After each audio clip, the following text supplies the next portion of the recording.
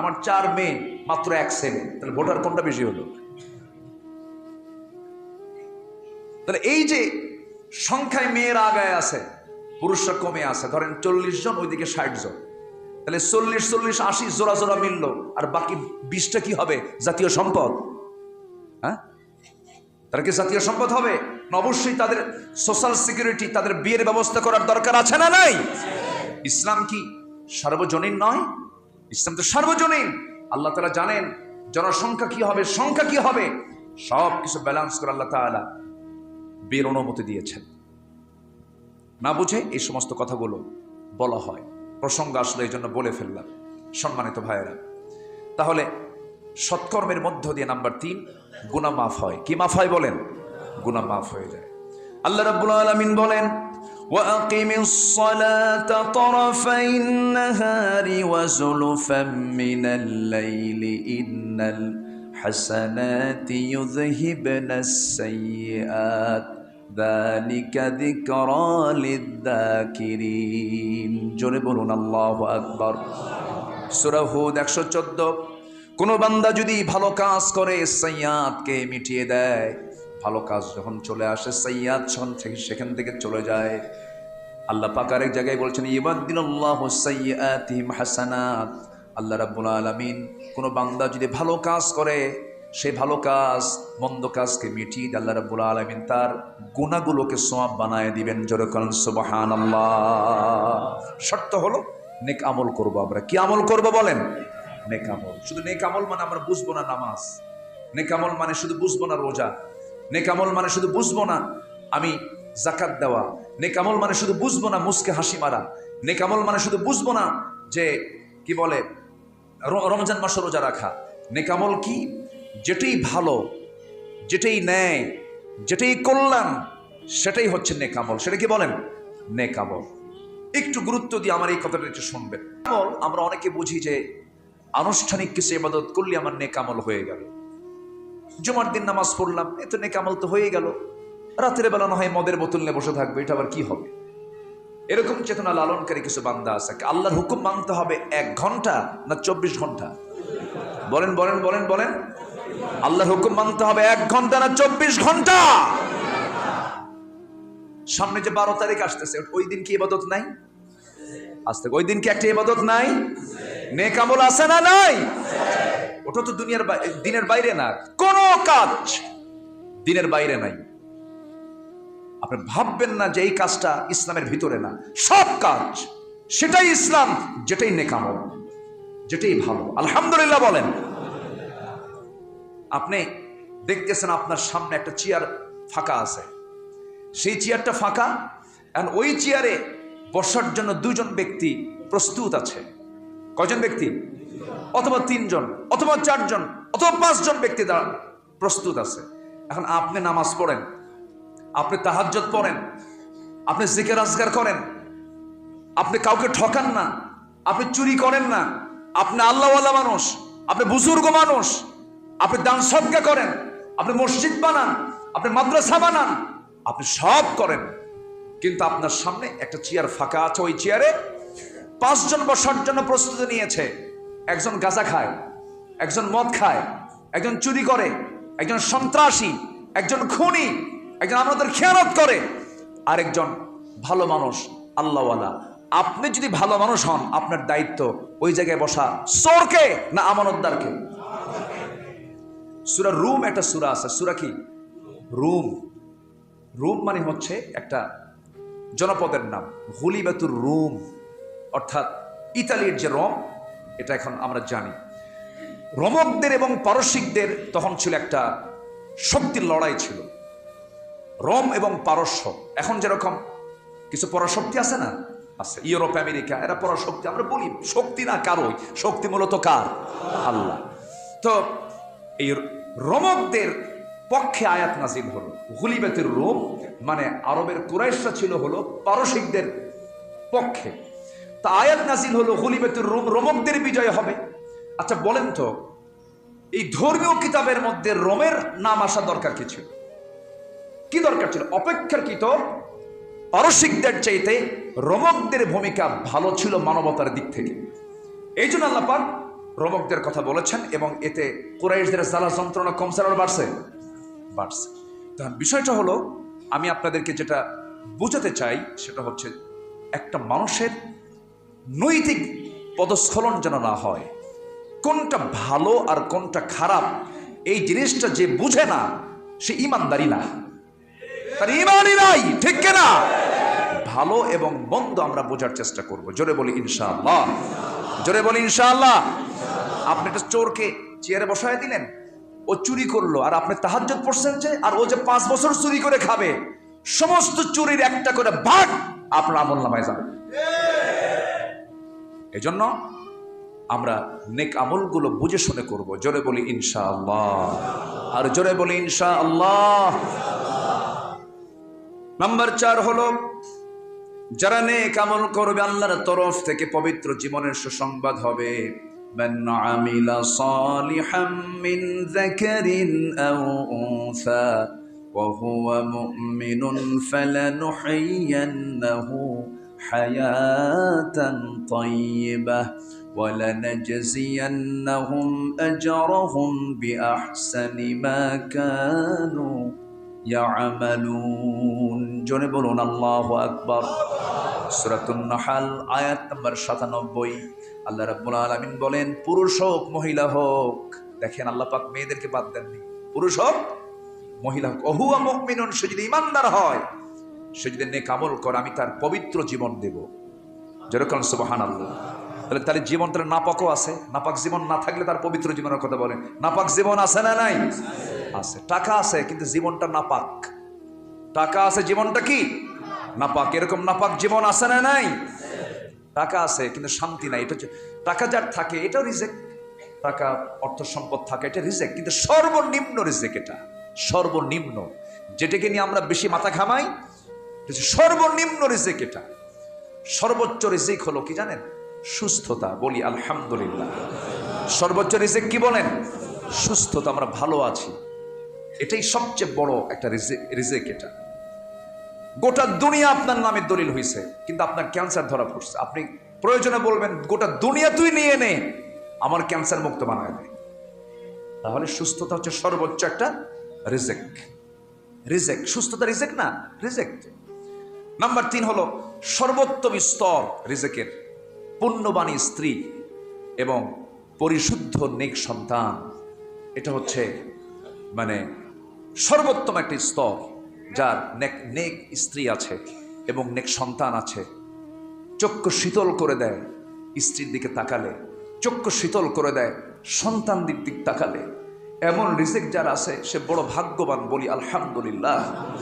আল্লাহ আমাদের প্রত্যেক পরিবারের সন্তান স্ত্রীগুলোকে চক্ষু শীতলকারী বানায় দাও, একসঙ্গে জান্নাতে থাকার তৌফিক দিয়ে দাও। জোরে বলি আল্লাহুম্মা আমিন। আজকের এই প্রেজেন্ট ওয়ার্ল্ডে, অ্যাবস্টেইন ফাইলসের এই যুগে, এই নোংরামের দুনিয়ায় আপনার সন্তান কখন যেন নষ্ট হয়ে যায়, খুব সাবধান থাকতে হবে, খুব সাবধান। কে কখন আক্রান্ত হবেন। অনলাইনের দুনিয়া সবচাইতে বড় আজকে ইবাদত হলো চোখটাকে গুনাহ থেকে বাঁচায় রাখা। চোখ, ইয়াগুদ্দু মিন আবসারিহিম ওয়া ইয়াহফাযু ফুরুজাহুম। আপনি হয়তো স্বপ্নও ভাবেন নাই আপনার সন্তান কোন দিকে নষ্ট হয়ে যাচ্ছে, আপনি তো খেয়ালও করেন নাই, কিন্তু প্রযুক্তির এই মিসইউজের কারণে সন্তানগুলো ধ্বংসের দিকে চলে যাচ্ছে। এজন্য পরিবারকে সময় দিতে হবে, এটাও একটা ইনভেস্ট, এটাও একটা আপনার সময়কে ব্যয় করার একটা জায়গা। পরিবারের পিছনে আপনার টাইম এক্সপেন্ড করতে হবে, সময়কে ব্যয় করতে হবে, ওদের কিনে বসতে হবে, দর্সে হাদিস দিতে হবে, দর্সে কোরআন দিতে হবে, তাদের সামনে ওয়াজ করতে হবে। ইয়া বুনাইয়া আকিমিস সালাহ ওয়া'মুর বিল মা'রুফ ওয়ানহা আনিল মুনকার ওয়াসবির আলা মা আসাবাক ইন্না যালিকা মিন আজমিল উমুর। ইয়া বুনাইয়া ইন তাকুম মিসকালা হাববাতিন মিন খারদালিন। আল্লাহু আকবার বলেন। এই কথাগুলো কোরআনে আছে না নাই? কোন বাপ ওয়াজ করেছেন? কোন বাপ বলেন? এই যে ওয়াজগুলো কোন বাপ করেছেন? সাইয়েদনা লোকমান আলাইহিস সালাতু ওয়াস সালাম এই ওয়াজগুলো করেছেন। আমরা লোকমানের ওয়াজগুলো যদি পরিবারে করি, আর পৃথিবীর কোনো ওয়াজই দরকার নাই, শুধু লোকমানের ওয়াজগুলো কোরআন থেকে বের করবেন, সূরা লোকমান বের করে লোকমান যে ওয়াজ করেছেন ওই ওয়াজগুলো আপনি করেন, সন্তানকে পরিবারকে করেন, আপনার পরিবারটা হবে সবচেয়ে রিজিকের সর্বোচ্চ স্তরের একটা পরিবার। আল্লাহ কবুল করুন, জোরে বলি আমিন। আমরা পরিবারকে সময় দেব। ওয়ালিয়াসআকা বাইতুক ওয়াবিকা আলা খাতিআতিক মান নাজা ইয়া রাসূলুল্লাহ। আমি নাজাত পাবো কেমনে? রাসূল বললেন আমসিকা আলাইকা লিসানাক, জিহ্বাকে নিয়ন্ত্রণ করো। ওয়ালিয়াসআকা বাইতুক, তোমার বাড়িকে প্রশস্ত করে ফেলো। ওয়াবিকা আলা খাতিআতিক, তোমার পাপের জন্য তুমি নীরবে নীরবে আল্লাহর কাছে কান্নাকাটি করো। কার কথা? কার কথা? মুহাম্মদ সাল্লাল্লাহু আলাইহি ওয়াসাল্লাম। নাম্বার 4 হলো পরিপূর্ণ স্তর হচ্ছে যে বান্দা আল্লাহকে সন্তুষ্ট করতে পেরেছে। জোরে বলি সুবহানাল্লাহ। এর চেয়ে বড় রিজিক আছে বলেন তো? আল্লাহকে সন্তুষ্ট করতে পারলেই তো ধরেন আমার জান্নাতের মতো একটা বিশাল রিজিক আল্লাহ পাক আমাকে দিয়ে দিবেন। জোরে কোন সুবহানাল্লাহ। এজন্য এই 4টা স্তর। আমরা রিজিক উল্টাপাল্টা বুঝি। রিজিক যদি টাকা পয়সা শুধু হতো, সালমান এফ রহমান শীত হয়ে পড়ে থাকে জেলখানার মধ্যে, শীত হয়ে পড়ে আছে না? টাকা পয়সা তো কম নেই, অনেক কিছুই তো আছে। কিন্তু রিজিকের মাপকাঠি টাকা পয়সা শুধু নয়, রিজিকের মাপকাঠি হচ্ছে 4টা, যেটা আমি 4টা বললাম, এটা মাথায় রাখবেন। আল্লাহ পাক সবাইকে বোঝার তৌফিক দান করুন। জোরে বলি আল্লাহুম্মা আমিন। আমার কথায় কষ্ট পাচ্ছেন নাকি? আমার কথা একটাও না, সব আল্লাহর কথা। কষ্ট পাইলে কিচ্ছু করার না। আমি কোরআনকে হাদিসকে সামনে রেখে কথা বলছি। কষ্ট মনে করলে আপনার বিপদ হবে, আমার কিছু হবে না। অনেকে ওয়াস্টাস করে শেষে কয় আমি যদি কোনো ভুল করে থেকে মাফ করে, মাফ চাবো কেন? আমি কি আমার বাপের কথা কইছি আমি মাফ চাবো? এজন্য আমি যা বলতেছি এটা আমার আল্লাহর কথা বলছি, আমরা এগুলো খেয়াল করব। জোরে বলি ইনশাআল্লাহ। তাহলে ইমানদার ব্যক্তির চেহারা হবে আমার আল্লাহর দেওয়া যে চেহারা, সেই চেহারা নিয়ে থাকবে। ইমানদার ব্যক্তির চেহারা বিকৃত হবে না। ইমানদার ব্যক্তির চেহারা ঠোঁট কালো হবে না। ইমানদার ব্যক্তির চেহারার চোখ লাল হবে না। কারণ বালা মান কাসাবা সাইয়্যাতান ওয়া হাতাত বিহি খাতিআতুহু, যে ব্যক্তি পাপ করবে তার পাপের চিহ্ন চেহারায় ফুটে উঠবে। যার চেহারা কালো হবে, ঠোঁট কালো হবে, কালো বানায় ফেলবে। আমি এটা কালো বলছি না, আল্লাহ কালো বানায় দিয়েছেন। এটা কালো সুন্দর, সাদাও সুন্দর, ব্ল্যাক ডায়মন্ড, হোয়াইট ডায়মন্ড, সবই ডায়মন্ড, আহসান। কিন্তু আপনার ঠোঁটটাকে আপনি বিড়ি খায় কালো বানাবেন, এটা আপনার জন্য অপরাধ। আপনি মদ খায় চেহারা লাল বানাবেন, চোখটা লাল বানাবেন, এটা আপনার জন্য অপরাধ। এগুলো করা যাবে না। ভাইরে তওবা করে সামনে রমজান মাস, আমরা ফিরে আসব। সবাই রাজি আছেন তো ইনশাআল্লাহ? আল্লাহ কবুল করেন, জোরে বলি আমিন। জীবন কয়টা বলেন? জীবন কয়টা? 2টা হতো না হয় একটা নষ্ট করে ফেলতে। জীবন কয়টা বলেন তো? একটা জীবন আমরা সাজায় নেব। ভাইরে দুনিয়ার তালিকায় কালো তালিকার নাম গেছে, ওই কালো তালিকার নাম থানা থেকে কোনোদিন যায় না। কি করছে? অমুক দিন অমুক দোকান থেকে 1 লাখ টাকা চাঁদাবাজি করছে, থানায় নোট হয়ে গেছে, কিন্তু ওই নোট কিন্তু সারা জীবন থাকবে ওর থানার তালিকায়, ও এইগুলো করে খায়। আপনি তওবা করেন, নামাজ পড়েন, ভালো হয়ে গেছেন, কোনোদিন এগুলো চান না, বরং দান করেন, কিন্তু থানায় কিন্তু ওই নামটা থাকবেই চিরকাল। কিন্তু আল্লাহ বলছেন বান্দা তুই আমার কাছে যত গুনাহ করিস না কেন, আমার কাছে আয়, তওবা করে ফিরায়। চাঁদাবাজির নাম থাকবে না, সন্ত্রাসীর নাম থাকবে না, সুদখোরের নাম থাকবে না, ঘুষখোরের নাম থাকবে না, জানাকারের নাম থাকবে। আমার জান্নাতি বান্দার তালিকায় তোর নামটা আমি আল্লাহ উঠাই দেব। জোরে বলে সুবহানাল্লাহ। কষ্ট পাচ্ছেন মনে হয় আপনি? একটু ভালো কথাগুলো যদি ভালো মনে না করেন তাহলে তিতা লাগবে, আর ভালো কথাগুলো যদি ভালো মনে করেন তাহলে এটা অনেক ভালো লাগবে। আল্লাহ বোঝার তৌফিক দান করুন, জোরে বলি আমিন। সম্মানিত ভাইয়েরা, নাম্বার 4 হলো আল্লাহর তরফ থেকে পবিত্র জীবনের সুসংবাদ বললাম। নাম্বার 5 হচ্ছে রহমত প্রাপ্তির আশা। আল্লাহ পাক ভালো কাজ করলে আল্লাহ রাব্বুল আলামিন বলছেন আমি রহমত প্রাপ্তি, রহমত দিয়ে দেব। আল্লাহ রাব্বুল আলামিন বলেন ইন্না রাহমাতাল্লাহি করিবুম মিনাল মুহসিনিন। নাম্বার 6 হলো মন্দ কাজগুলো মিটিয়ে দেওয়া, কর্মের উত্তম ফলাফল প্রদান করা। আল্লাহ রাব্বুল আলামিন বলেন ওয়াল্লাযীনা আমানু ওয়া আমিলুস সালিহাত লানুকাফিরান্না আনহুম সাইয়্যাতিহিম ওয়া লানাজজিয়ান্নাহুম আহসানাল্লাযী কানু ইয়ামালুন। নাম্বার 7 হলো সৎকর্মশীল যারা হবে আখিরাতের সমস্ত ভীতি থেকে তারা নিরাপদ থাকবে, কোনো ভয় তাদের মাঝে থাকবে না। মান জাআ বিল হাসানাতি ফালাহু খায়রুম মিনহা ওয়া হুম মিন ফাজঈ ইয়াওমাইযিন আমিনুন। জোরে বলুন আল্লাহু আকবার।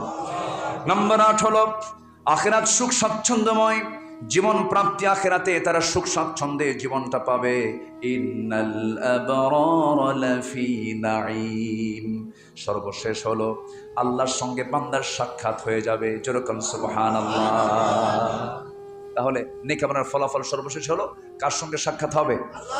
সাক্ষাৎ করবেন সবাই আল্লাহর সাথে। কি কোথায় গিয়ে? কোথায় গিয়ে?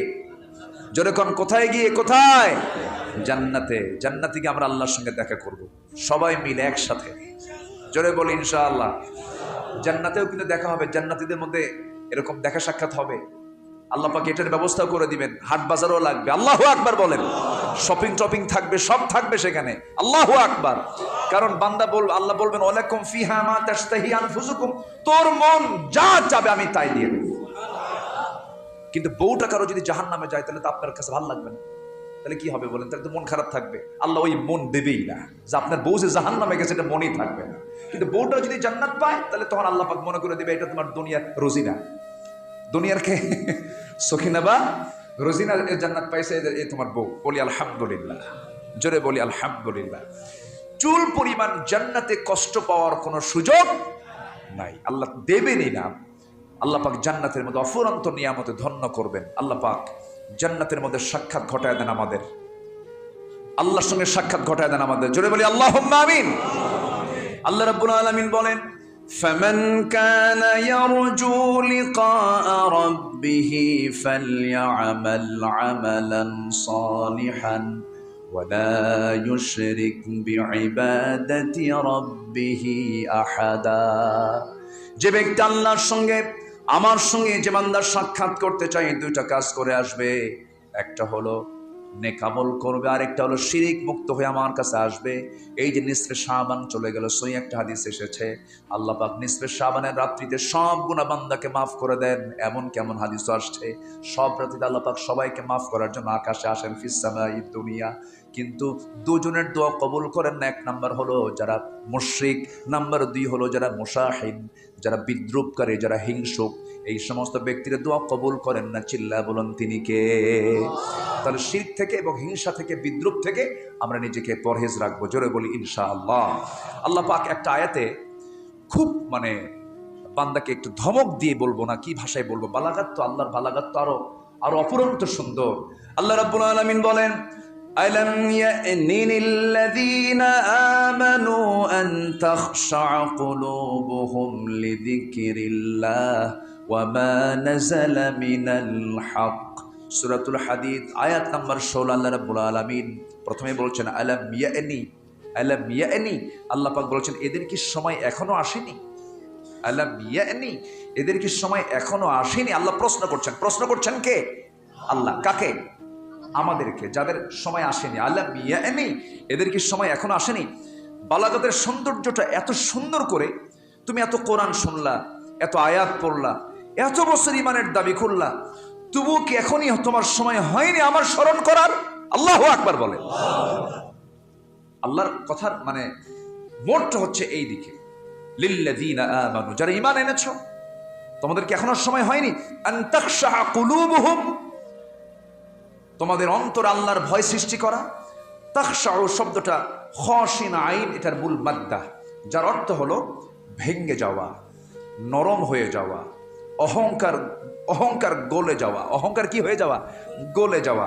আল্লাহর সামনে নিজেকে তুচ্ছ মনে করা। কি মনে করা? তুচ্ছ মনে করা। এটা হচ্ছে আন তাখশা কুলুবুহুম। তাহলে আন তাখশা কুলুবুহুম মানে হলো সেই অন্তর কি হয়ে যাওয়া? ভেঙ্গে যাওয়া, নরম হয়ে যাওয়া, অহংকার গলে যাওয়া। আল্লাহর সামনে নিজেকে কি বানানো? তুচ্ছ বানানো। আমি আল্লাহ তোমার কাছে কিচ্ছু না, তুমি আমারে মাফ করে দাও। এবং যাদের এই আয়াতটা শুনে এখানে হাসান বসরি রাহমাতুল্লাহ বলেছেন, এই আয়াতটা শুনে যাদের চোখে পানি আসে না তাদের ঈমান নিয়ে প্রশ্ন আছে। হাসান বসরি কথা বলেছেন যে তাদের ঈমান নিয়ে কি আছে? প্রশ্ন আছে। যারা নীরবে আয়াতটা পড়ে যাদের চোখে পানি আসে না তাদের ঈমান নিয়ে প্রশ্ন আছে। আল্লাহু আকবার বলেন। আয়াতটা এত কঠিন একটা আয়াত। আল্লাহ পাক সূরা হাদিদের এই আয়াতকে লালন করার তৌফিক সবাইকে দান করুন। জোরে বলি আল্লাহুম্মা আমিন। আরো কিছু নোট